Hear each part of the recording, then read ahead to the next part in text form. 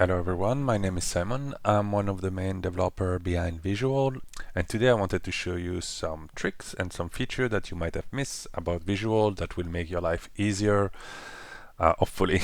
And then, yeah, so let's get started.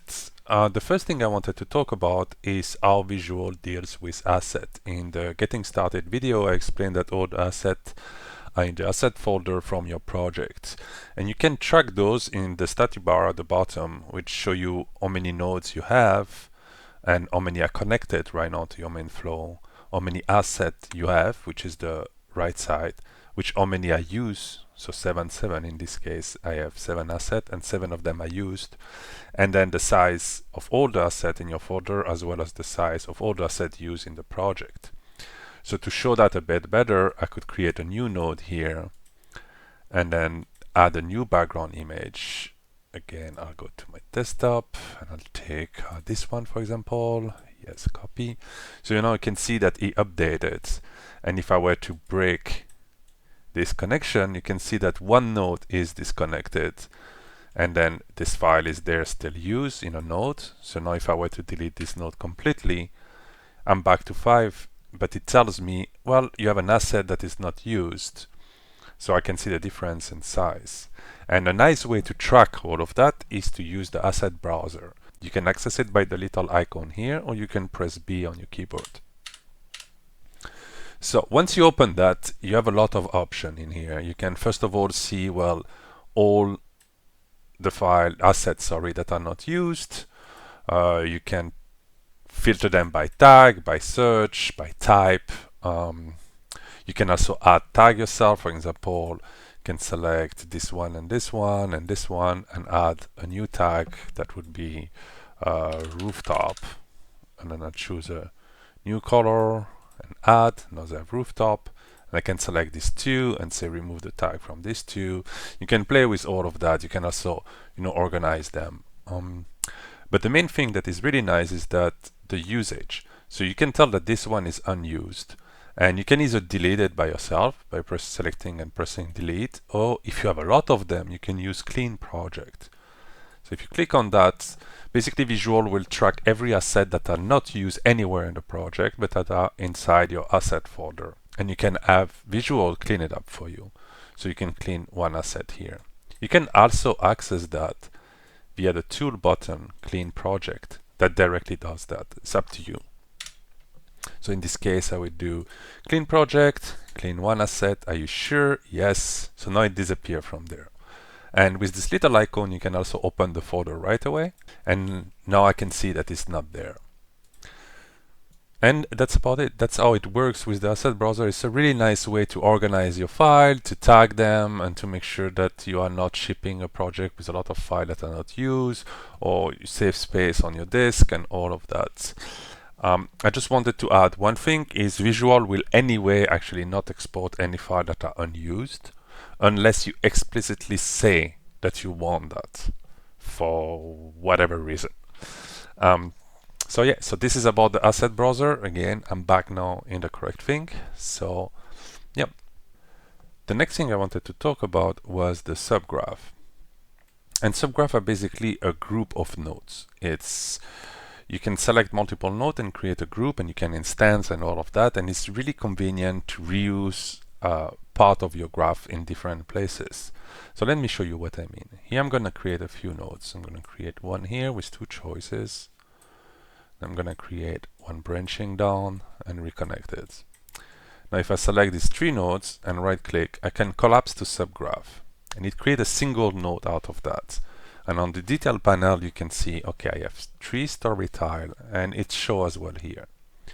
Now the way to get inside a subgraph is you can click the blue button, or you can enter inside by double clicking. Inside the subgraph, you will have an in and out. This can only be one. So that means there is only one way in your subgraph and one way out. You cannot have, for example, multiple nodes here. They all need to go to the same place. But one thing that is great with subgraph is that I can copy and paste, Control-C, Control-V, or copy-paste here. And you will see that now if I select one, the other one get red. That's because these are instants, identical, and they are linked together. So if I go inside one and let's say create a third one here and then get out, if I enter the other one, it's been modified as well. So this is really convenient to reuse a similar part multiple places inside your graph. But if you do not want that, you can also use that as a base. So Control C, Control V. And again, when I select one, you will see the two others becoming red. And then say break instance link. By doing that, this became now a copy, not an instance. You can see the name are different. So if I enter here and create a fourth one, connect and go back, this one haven't changed. Only the copy has. And if I copy the copy, I'll get an instance again, and I can break it, and etc., etc., etc. So this is a really easy way to reuse or even make your graph a little bit simpler. When you have a lot of nodes, you want to compress them and say, okay, this is my chapter one, or this is my part one, etc., etc., etc. This is quite powerful. And if you are familiar with Unreal Blueprint, it's a similar way of creating a function or creating a collapsed node. The next one I wanted to talk about is the teleport. Teleport is really useful because it allows you to basically teleport your player in any node of the graph from anywhere. And this could be useful for stuff like, for example, here from the getting started, you have the choice to go to the field or go directly to the school and all of that. And here you could say, maybe this is a story where it loops constantly and you want to save some data but then rerun it and rerun it. So an easy way to do that, you could try to copy paste this and duplicate it, and I have like a lot of branching and all of that. But you can also do, let's say you want that from this one, you have a choice that say rewind the day. You can then drag from this, create a story tile, right click on it and say convert to teleporter. Now this one is red because it doesn't know what to teleport yet, and you want to teleport to intro. So you just go there, teleport to intro. You can also rename, rewind day. Save this. Do choice here. And now I play that. And I'll start, and I go directly to the school, and I go to class, and I say rewind day. And you're back at the beginning. So you teleported from here to here. And this can be done anywhere from anywhere. As long as your node is connected to the flow, the teleporter will see it. And you can do that. I should stop this one. So this was the teleporter. It's pretty convenient and it's pretty easy. And while I was showing that, I wanted to show also rewind, which is basically going back one step. And rewind can be set up in the start menu. If you go to global setting, development tool, you can hide the icon and you can remove rewind for export. So you can use it for development, but don't give it to player. If you uncheck this, the player will also have access to that. So let me show you what it does. So if I were to press play, start, and I say take a detour to the field. Now here at the top, I have the rewind button. You can also press the page up, and it will go back. Or the middle mouse button, and it will go back. And this works as well for things like dialogue step. You can rewind one step in the dialogue, even if within the same story tile. The next one I wanted to show is the rich text. So if you select any story tile, you have a little icon here. And this icon basically swaps from default text to rich text. So if I were to do that, you will see you have a lot of new options. In this case, I will say, okay, I will put all of that in bold. I will put school in blue. I will put you underline and italic. I will put your way in a custom color I choose. And what you see here is what you actually get. So if I were to play and start, it will appear the same way you wrote it here. Now the thing is that this is also working with dialog module and the inventory module and all of that. So rich text is always accessible by just swapping those. If you don't want it anymore, just swap it off. Just be aware that if you swap it off and back on, it won't keep it in memory. The last thing I wanted to show was the import font. And the import font basically lets you have font in your project that are not the default font.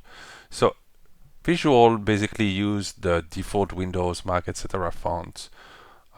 So Verdana, Arial, Time New Roman, and that are okay to distribute with your project. But if you want your own custom font, you can do that as well.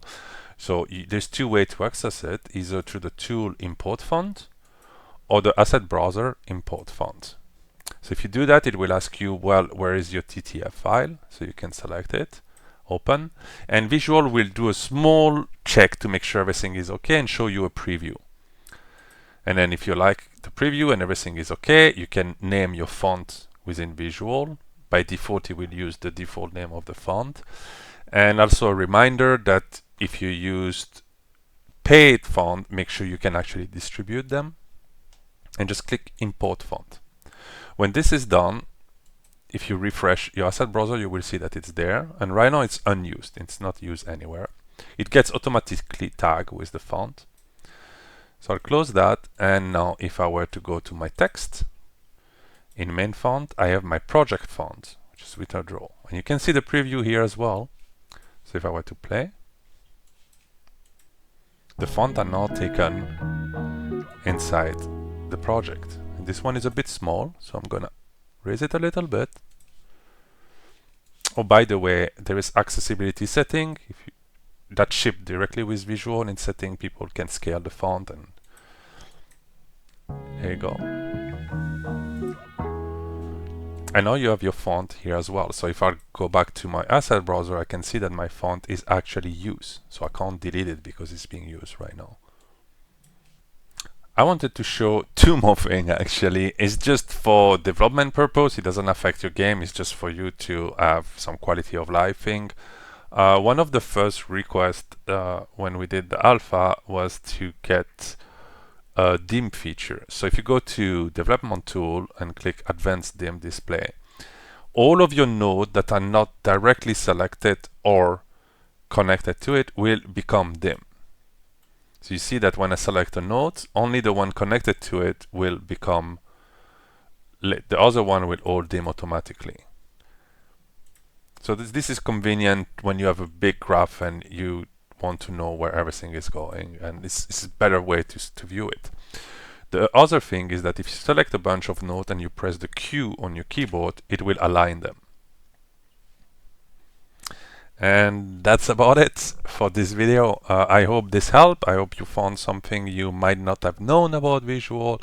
And if you have any more feature or idea, I would really suggest to visit our Discord. My DM are always open. I'm always happy to hear about feedback or new idea that I could implement. It makes me super happy. So yeah. So see you on the Discord. My name is Simon, and thank you.